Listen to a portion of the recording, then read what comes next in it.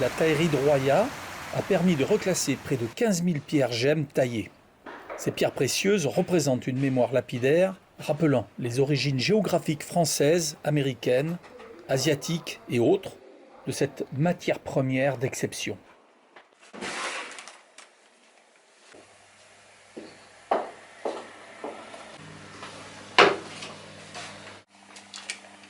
Donc là, on a des échantillons de dessins qui avaient été faits à la taillerie de Roya, et notamment quand on montait les couleurs à la gouache sur les dessins avec les calques qui se superposent.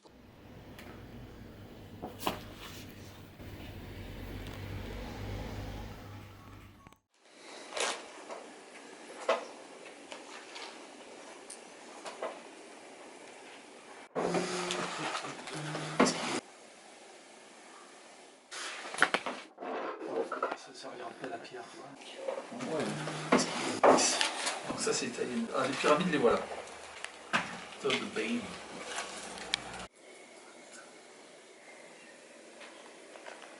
Les pierres qui étaient trouvées dans la région, en pierre de taille, donc avec des cabochons comme ça, qui ensuite étaient adaptées sur les montures en blanc. Et on a même l'illustration sur ce type de pièces de l'empierrage qui était fait pour les marcassites. Les marcassites, ce sont ces toutes petites pierres qui sont là et qu'on va ensuite disposer pour avoir en résultat le bijou ici.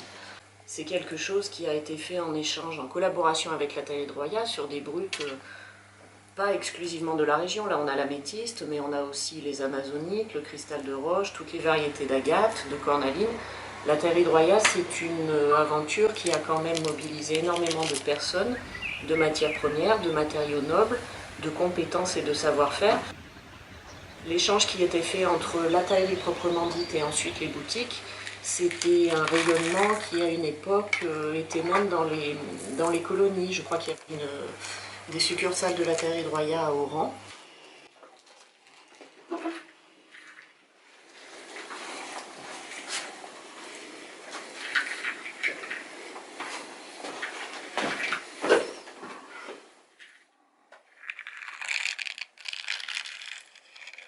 Je vais le sortir celui-là, on va le mettre dans un autre pli. Ça c'est de l'amazonite brésilienne, ça c'est du Chili, et ça peut-être de la région. Et ça c'est de l'amazonite brésilienne sur une plaque d'agate brésilienne, très certainement.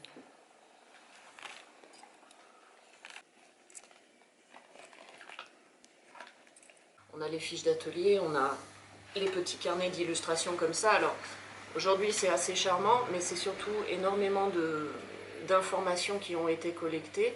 Vous avez tout ce qui est calibré, tous les dessins qui sont faits, ils sont pour beaucoup pratiquement à l'échelle. Et c'est vrai que ça, c'est une... Aujourd'hui, on dirait qu'on collecte une banque de données, mais c'est exactement ça. C'est pas tout à fait au format numérique, mais c'est tout aussi précieux. Attendu qu'à la taillerie, il y avait quand même une production qui était avec un rayonnement national et international. Il y a eu une production de pierres qu'on dira standard ou en tout cas calibrée pour avoir toujours le même type de dimension sur différentes pièces.